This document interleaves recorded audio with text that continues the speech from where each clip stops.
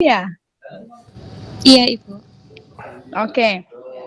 Mbak Alif, I just want to know, yeah, I just want to know your experience when you studied in PPJ Prajab, ya, PPG Prajab in University Widya Mandala, ya, di situ ya. I just want to know, please tell your experience there. Okay, so first, thank you for the time. In Vidya Mandala, I study about the theory of pedagogy.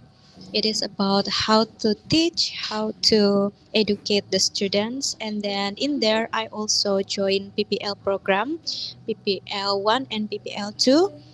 I when PPL 1 I was teach 7th grade of student, and PPL 2 I was teach on 10th grade students, and there I meet many new experiences because there are very different characteristics in that school for the school environment and also the student itself. Yeah, so the experience like when I appreciated by the student and sometimes I'm not appreciated to the student, something like that. Okay. Uh, do you enjoy there to study there and have many friends? Yeah, and then have the different perception maybe about the teaching, or maybe there are kinds of discussing in the class when you study there. Is that right?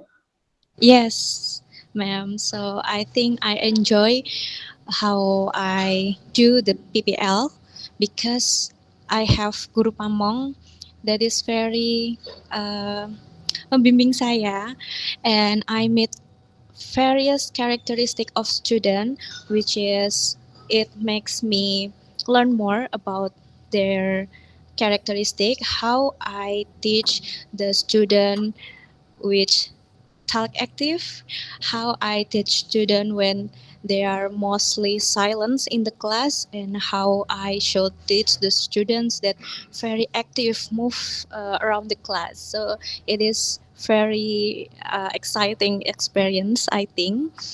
And there I also learn how to reflecting, evaluating my teaching learning process because I know I realized that my teaching is not perfect in the first time, but I learn and learn more based on my mistakes in the previous teaching learning process.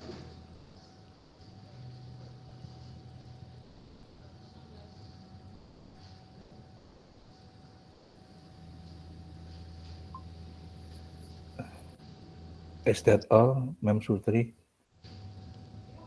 on the first period? Oh, Sorry, maybe you have. sorry.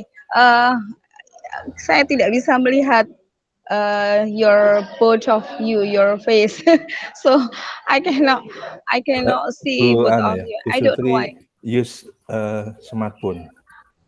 Iya, pakai handphone. Iya, pakai handphone. Tadi bisa, tapi kenapa? Ya, maybe position of your handphone. Nah, ini sudah kelihatan. Iya, saya, but Ininya dibuat gini. I Kadang-kadang can, kalau gini nggak bisa, kadang-kadang gini. saya nggak bisa Posisinya. lihat keduanya. Oh gitu ya. Iya, jadi Masih di ini kayak, sekolah. ya masih Ibu di sekolah. Ya mungkin masih di minta sekolah. bantuan teman yang bisa bantu supaya ya, Ih, komunikasinya gampang. ah, Iya, sebentar, wait. iya. Ya, it's okay. Saya nggak bisa melihat berdua. Tapi It's okay. saya di rekaman ini bisa kami rekam Iya, berempat. alhamdulillah. Nanti bisa Oke, direkam. ya. Oke, Eh, Mbak Alif, ya, Mbak Alif. If you compare your class in PPG Prajab, and then when you teach in front of the class, is it different, or ada kesamaan both of the classes? I'm sorry, did you mean when I teach in the PPG and school? I mean, your class in PPG Praja when you study with your lecturer and then you teach in front of the class with your own students when you got your PPL. Is it different or same? Apakah Yes, berbeda atau sama? I think it's very different Ya, because the theory is like, oh, saya pikir pertama seperti, oh ya ini pasti bisa diterapkan di dalam kelas dengan baik. And then when I did my PPL, I try to make a teaching module as the best I can. But in reality, modul ajarnya atau rencana pembelajarannya itu terkadang tidak sesuai dengan apa yang terjadi di kelas. Begitu. Jadi apa yang saya pelajari dalam PPG ketika saya kuliah dan di lapangan banyak sekali perbedaan, namun tetap teori-teori tersebut dapat membantu. Dan hal yang saya lakukan adalah sedikit memodifikasi. Jadi ya. ketika saya sudah merencanakan A, namun ternyata di lapangan yang terjadi tidak sesuai dengan ekspektasi saya berusaha menyesuaikan dengan keadaan. Ya, ya. Oke. Kemarin ngambil apa itu namanya best practice. What is it? Studi kasus ya. What Ya, is about studi kasusnya tentang apa kemarin saya lupa. eh, Bali. Oke, jadi studi kasus saya itu tentang siswa yang mendominasi kelas. Jadi saya menemui beberapa kelas yang dimana ketika guru memberikan pertanyaan hanya murid itu saja yang menjawab. Jadi hanya Oh, I see. 2 sampai 3 murid. Sedangkan saya lihat sebenarnya mungkin yang lain juga ingin menyampaikan pendapat dan gagasan mereka. Namun seperti apa ya? Ketika sudah ada yang menjawab jadi mereka tidak punya kesempatan untuk menjawab gitu. And then what is your strategy next after you know it and then actually you want to the other students ask I mean answer your questions and then the other students only 1, 2, 3 students only but you want many students can answer and then what is your strategy that you apa yang diinginkan itu terwujud gitu. What is your strategy? Yeah, so when I in college, I learned about talking chips. So my lecture Oh, talk about talking chips. Yeah, so I think this strategy can applied in the kind of class. So yeah, I tried to use talking chips, and I think it's quite work in the class because the smartest student, the very active student, can have apa ya? Like quota untuk berbicara. So yes. when their chips is run out, they cannot talk anymore Yes. and give another chance to other students. Okay, can you tell us how can you apply it to your class? And can I say in bahasa because I Yeah. think yeah. Okay. Ya. Jadi pertama saya memperkenalkan talking chips kepada anak-anak. Jadi saya bilang ini seperti permainan karena nanti di akhir pembelajaran saya akan mendapatkan siswa yang talking chipsnya habis dan yang talking chipsnya masih. Jika ada siswa yang talking chipsnya masih ada, mereka nanti dapat kayak pertanyaan tambahan, exit ticket. Untuk yang sudah habis ya mereka bisa langsung selesai atau keluar pembelajaran. Kemudian saya jelaskan juga bagaimana talking chips ini bekerja. Dari mereka memiliki kesempatan untuk berbicara di kelas yang sama, maksud saya mereka memiliki kesempatan yang sama untuk berbicara di kelas. Ketika talking chips mereka habis, mereka kami minta untuk mendengarkan pendapat dari teman lainnya yang masih memiliki talking chips seperti itu.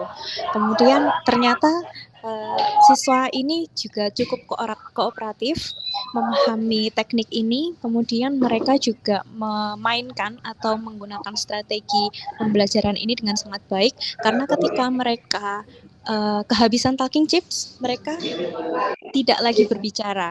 Dan saya mengamati juga siswa yang sangat aktif ini ketika mereka kehabisan talking chip, mereka membantu teman lainnya untuk berusaha menjawab pertanyaan itu. Jadi sebenarnya mereka tetap ingin berusaha menjawab, tapi karena tidak bisa, jadi mereka berusaha membantu.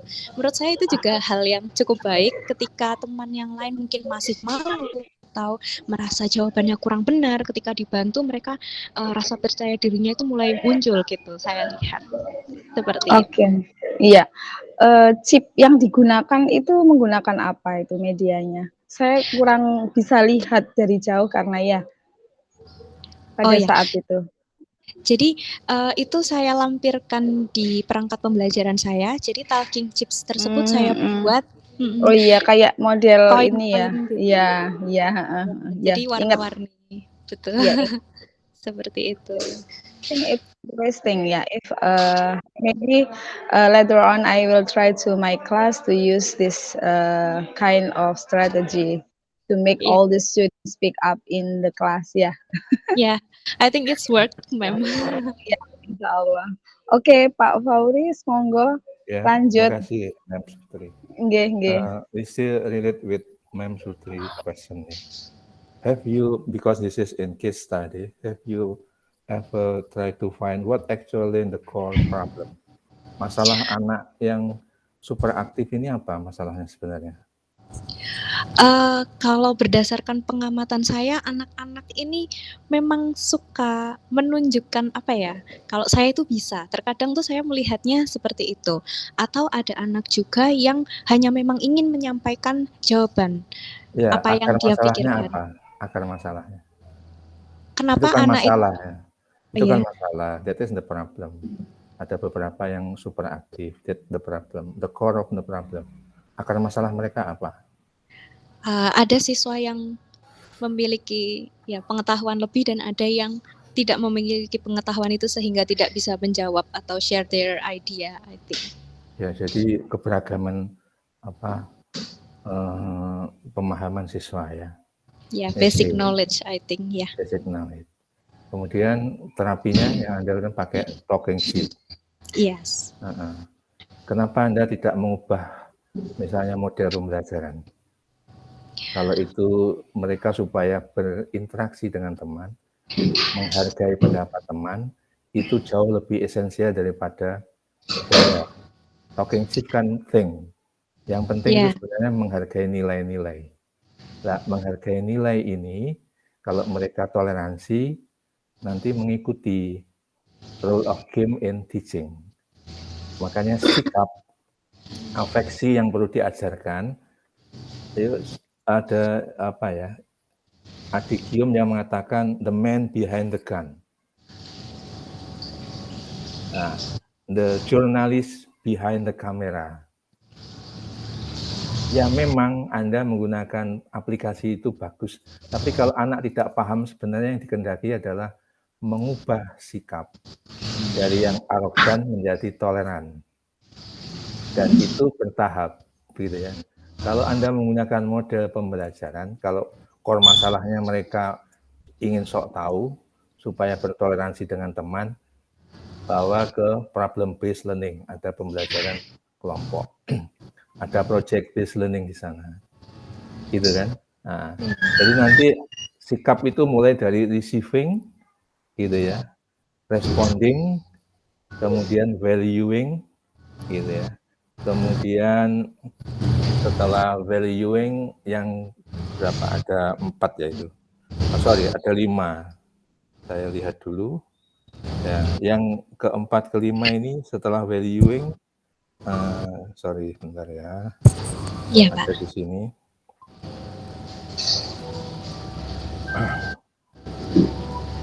Ya, organizing baru internalizing.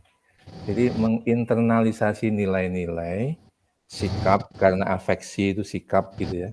Itu butuh proses.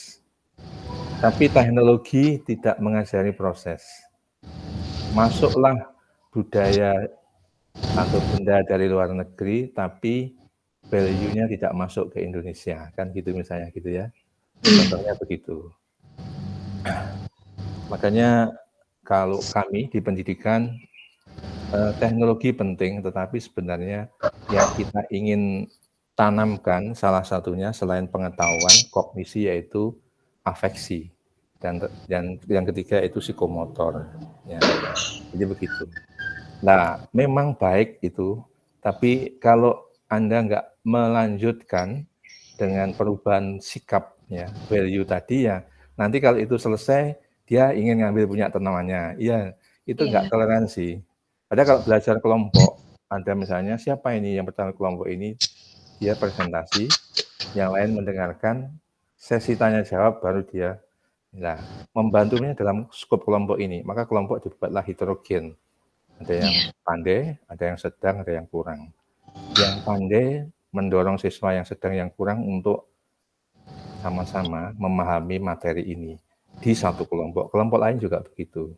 Tapi tidak akan mendominasi kelas, gitulah. Iya. Ya, model pembelajaran gitu ya. That is kalau Anda tidak melihat akar masalah, biasanya begitu ya. Jadi pragmatisme sebenarnya seperti itu. Ya, jadi sulit tidur ya minum obat, tapi tidak digat masalah sulit tidur itu kenapa ya? Karena kesehatan atau karena masalah yang selama ini tidak dicarikan solusi atau apa gitu ya. Tapi selalu aja minum obat. Pada satu waktu titik tertentu tubuh tidak bisa menerima obat lagi, akhirnya ya terjadi penyakit baru lagi kan, yang menumpuk. Jadi mungkin gitu ya, mensesaat oke, tetapi untuk ke depan sebenarnya yang mau diajarkan ke masyarakat adalah itu tadi, value, nilai-nilai toleransi, Pancasila itu loh, yang itu, kebinekaan gitu ya. Iya. Kalau dia pandai, harusnya membantu yang kurang pandai. Kapan? Ya tidak selamanya kan gitu ya, di waktu-waktu tertentu. Memang dia pandai di bidang A, tapi belum tentu di bidang B dia pandai, kan gitu ya. Selalu saja begitu. Ya. Jadi saya juga mencermati case tadi Anda dengan talking chip gitu. Ya. Baik, kemudian the next is question for us. Bagaimana Anda, pertanyaan sederhana ini ya, bagaimana Anda atau guru misalnya mengembangkan atau menyusun modul ajar bahasa Inggris yang bermuatan hot. Kan sebelum mengajar, guru biasanya membuat persiapan, menyusun modul ajar. Kalau dulu RPP atau istilahnya lesson plan. Pertanyaan saya, bagaimana guru menyusun atau mengembangkan modul ajar bahasa Inggris yang bermuatan hot, high order thinking skill? Silahkan, Iya. Mbak Alif. Jadi di di modul ajar yang sudah saya buat, kemarin saya mencoba untuk menerapkan HOTS tersebut. Jadi pertanyaan-pertanyaan yang saya susun untuk peserta didik, saya mulai dari tingkatan terendah yaitu C1 hingga C6. Jadi semakin lama kita belajar, jadi dari pertemuan pertama misalnya saya memberikan soal-soal C1 sampai C3. Kemudian di pertemuan selanjutnya saya memberikan soal-soal dari C4 sampai C6. Jadi seperti bertahap. Kemudian bagaimana saya memberikan soal HOTS itu saya sesuaikan dengan materinya. Misalnya yang terakhir itu C6 adalah create. Jadi setelah saya memberikan treatment di awal pembelajaran untuk memperkenalkan, pada akhirnya nanti mereka akan membuat sendiri. Misalnya seperti kasus saya adalah prosedur teks. Jadi di akhir mereka nanti akan membuat. Namun sebelum itu mereka juga harus bisa mengaplikasikan, bisa mengevaluasi seperti itu. Ya, di modul ajar selain assessment ada apa elemen yang lain, Mbak Alif? Elemen yang lain selain langkah pembelajaran. Kemudian apa lagi? Metode pembelajaran, identitas, kemudian rubrik penilaian, yaitu assessment, bahan ajar, media. Bahan ajar Anda sudah hot belum? High order thinking skill enggak? Ya, I think no. Iya. Ya, saya hanya Jadi harusnya mencantumkan. berkelanjutan. Ya, Jadi ya, ya. let's start from learning purposes. Kalau learning purposes sampai hot, sampai minimal C4 lah atau C5 sampai C6, automatically ya, when we design or develop a lesson plan, we should consider not only the purpose, the material should include in materi ini bisa dibuat hot atau tidak ini, perlu hot atau tidak. Kegiatan pembelajaran juga begitu.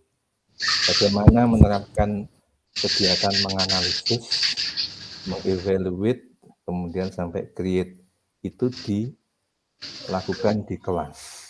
Baru akhirnya nanti assessment-nya hot.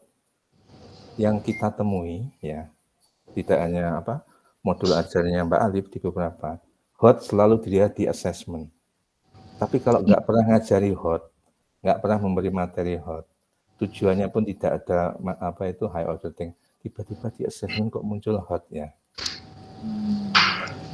Kan begitu. Padahal harusnya apa yang Anda ajarkan itu yang akan Anda assesskan. Ya kan gitu ya. Misalnya Mbak Alif mengajarkan 5 hal. Harusnya kelima hal ini di-assesskan. Kalau yang di-assesskan keempat, orang bertanya, yang kelima ini tercapai atau tidak? Kan kita nggak pernah tahu karena nggak pernah di-assess ya. Iya. Gitu. Atau misalnya Mbak Alif mengajarkan 5 hal, tapi tiba-tiba muncul meng-assess 6 hal. Loh, yang 6 kan kita nggak pernah diajari. Ya nggak bisa. Ya. Makanya hot harusnya muncul mulai dari tujuan pembelajaran. Ya. Kemudian gitu ya, kalau dulu ada indikator dan seterusnya itu harusnya dari sana. Materi juga begitu. Nah, materi yang hot maksudnya di mana Pak? Ya tentu yang memikirkan tadi kemungkinan ada high, why, dan seterusnya. Tapi kalau misalnya seperti tadi, tag prosedur, itu kan how saja, nggak sampai why. Iya.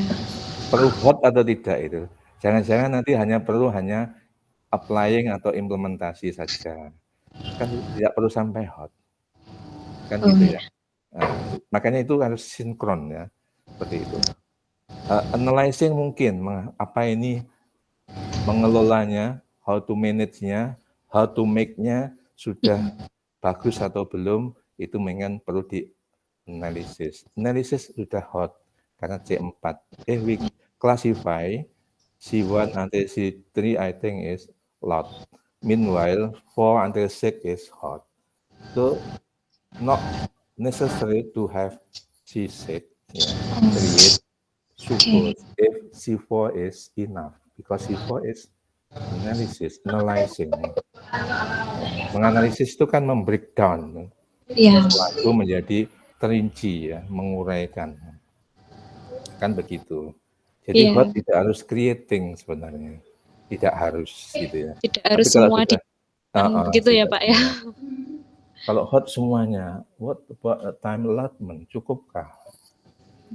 Misalnya sampai analisis, mengurai, show to us how to manage teaching learning process by using analysis activity. Ngajari menganalisis seperti apa ke siswa itu. Jadi nanti siswa juga bisa menganalisis. Kan gitu ya. Iya. Kan harusnya begitu. Karena kalau nggak pernah diajari, jangan ditanyakan. It's not fair, unfair. Jadi saya katakan tadi ya, ngajari 5 hal tapi ngujikannya 6 hal loh.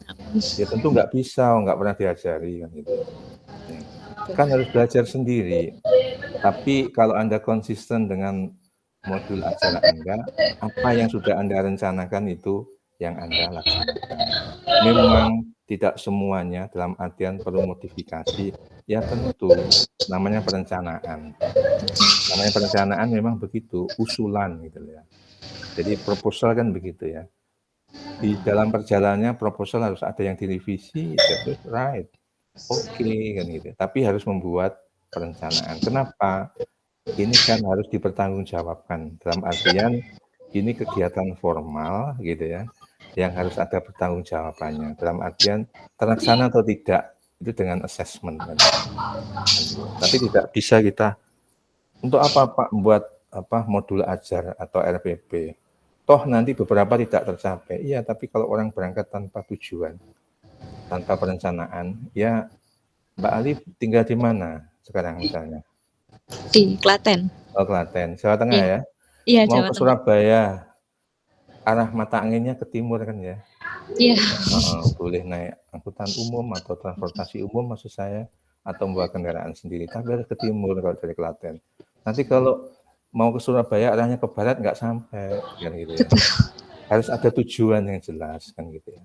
Nah, tujuan itu dilaksanakan dengan perlu materi ajar, perlu kegiatan ajar gitu ya. Pemilihan strategi yang tepat dan seterusnya supaya sampai Surabaya itu dengan cepat. Tapi kalau arahnya saja sudah nggak betul, ya nanti kan sampai Pak dunia bulat. Ya tapi berapa lama? Wong kita ngajar ini, sekolah ini, perpaduan antara nature sama nurture. Nature-nya ya misalnya yang alami itu kan 1, 2, SD, SMP, SMA. Tapi yang ada misalnya waktu, ada alokasi waktu yang terbatas, materinya yang pokok mana, yang tambahan yang mana, kan harus dipertimbangkan. Ya, jadi begitu kira-kira ya. Jadi modul ajar tetap penting, tetap kita butuhkan karena perencanaan gitu ya. Orang direncanakan saja belum tentu tercapai, apalagi nggak ada perencanaan. Kan begitu ya. Jadi pola pikirnya harusnya dibalik. Kan gitu ya. Saya loh sudah bawa bekal, mau ke Jakarta, bawa kendaraan. Kadang-kadang di jalan ada hal-hal yang di luar dugaan. Tapi kalau nggak ada bekal, nggak ada perencanaan, ya nanti muter-muter aja nggak ada tujuannya. Ya. Keliling-keliling saja ke Surabaya, nggak seperti itu ya, misalnya ya Mbak Alif ya. Jadi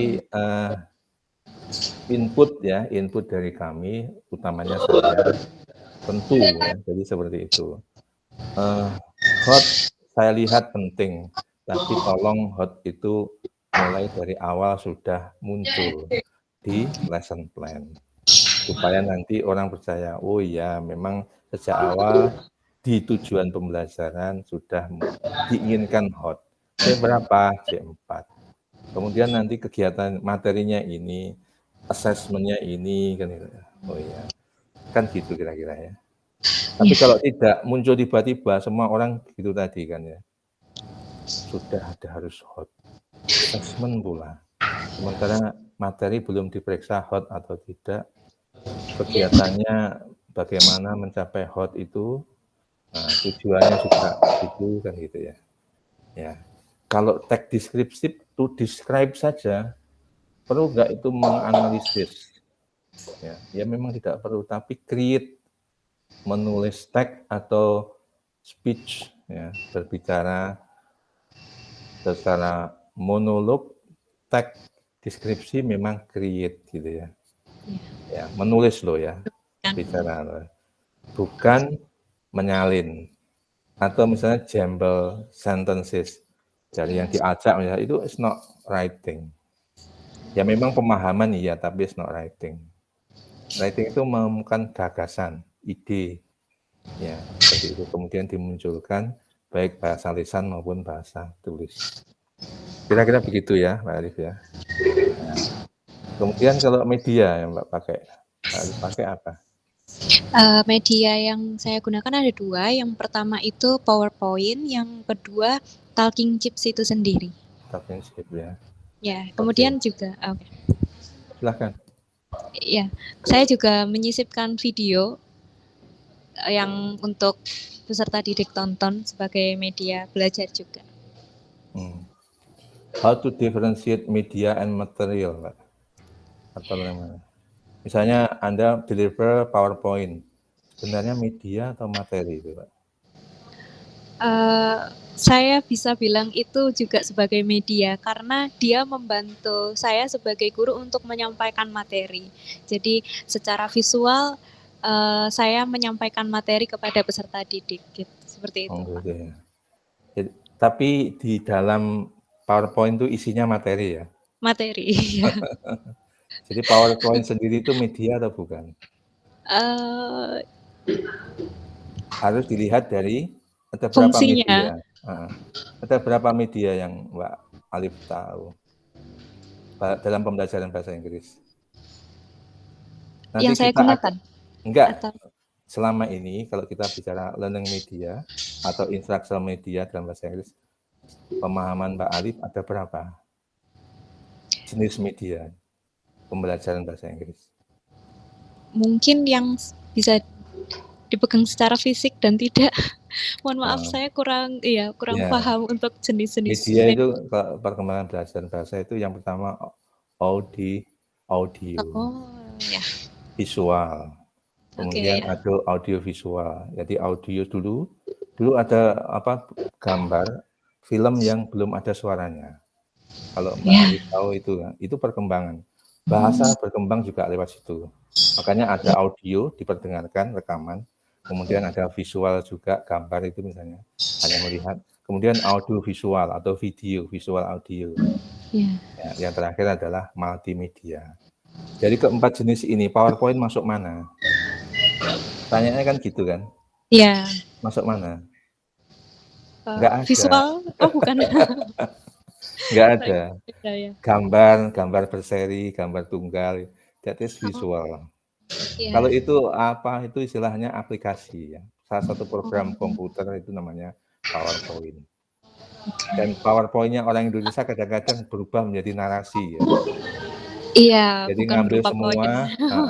padahal PowerPoint itu harusnya power with just point. Yes. Jadi hal-hal yang penting, lah nanti kalau Anda presentasi, presenternya yang jadi aktor utama. Kalau orang Indonesia kan enggak. Banyak itu muncul tapi presenternya enggak kelihatan. Ini aktor utamanya siapa? Pada presentasi. Berubahlah PowerPoint menjadi presenter. Ya. Kan begitu, kan terbalik. Makanya kritisi dari orang-orang kalau pernah di forum-forum kegiatan internasional, I don't know exactly what do you mean PowerPoint Indonesia. Kok mendominasi kegiatan, bukan presenternya kan gitu ya. Ya itu kan bisa dilihat gitu ya. Makanya kalau kita bandingkan, Mbak Alif, kita bisa lihat kadang-kadang kemajuan teknologi ya. Di barat, misalnya Presiden Amerika pidato itu ya, presidennya speech. Kalau Indonesia kan enggak, background itu belakang itu banyak sekali. Sehingga aktor utamanya siapa? Begitu juga misalnya kalau kita melebar dikit ya, ke tari. Di UNESA ada jurusan tari ya. Tapi saya tidak rekomen kalau punya saudara masuk seni tari. Seni tari Indonesia ini utamanya yang kontemporer itu ya, tidak mempunyai kejelasan. Ini tarian gerakan laki-laki atau perempuan, jadi nggak karu-karuan. Kalau misalnya nggak jauh-jauh kita bandingkan dengan tarian India, yang laki-laki menunjukkan keperkasaan, penari laki-lakinya kan gitu ya, jadi gerakan-gerakannya gitu. Tapi yang perempuan menunjukkan kelemah lembutan. Indonesia ini enggak, laki atau perempuan tariannya itu kita enggak jelas gitu ya. Jadi itu bencong semua kan gitu ya tariannya. Yang laki berubah jenis kelaminnya, tidak laki-laki betul, yang perempuan juga begitu. Buat saya itu enggak menarik gitu. Karena harusnya menimbangkan itu ya. Jadi betul-betul value ya, nilai kemanusiaan. Kalau laki-laki itu ya perkasa. Memang nature-nya kan begitu ya, sehingga gerakan-gerakannya itu mewakili keperkasaan. Yang perempuan ya lemah lembut kan gitu ya. Kalau di seni kan begitu, tapi kita ini tidak. Karena saya kalau diajak melihat itu, ya saya tidak mengatakan jelek, ya. Saya tidak merasa nyaman aja dengan tunjukkan tari-tari teman-teman di jurusan seni tari itu. Karena itu tadi ya, buat saya begitu contohnya. Sama seperti PowerPoint itu, saya pernah istilahnya dalam artian PowerPoint Anda kok yang mendominasi PPT-nya. Lah Anda, peran Anda di mana? Nggak kelihatan sama sekali. Yang baik ini begini. Ya sudah. Presentasi, harusnya yang ke depan adalah presenternya ya. Jadi betul-betul poin-poin ini Anda jelaskan, begitu ya. Supaya Anda, oh inilah presentasi. Kan begitu ya. Jangan dibalik gitu ya. Karena tadi, the man behind the gun. Jurnalis behind the camera, kan gitu ya. Selalu saja manusia. Anda negara yang teknologinya bagus, bisa membuat nuklir atau bom atom, tapi memusnahkan manusia. Sehingga civilization-nya, peradabannya rendah, meskipun mereka mempunyai teknologi tinggi. Kan begitu. Kan tidak menghormati harkat kemanusiaan. Orang nggak salah pun mati ketika di bom atom itu. Anak-anak, ibu-ibu yang nggak tahu apa-apa atau ikut meninggal dunia gara-gara bom atom. Itu kan tragis lah, sisi kemanusiaannya. Jadi maka sila kedua Pancasila itu kan kemanusiaan yang adil dan beradab. Yang beradab, bukan yang biadab gitu ya.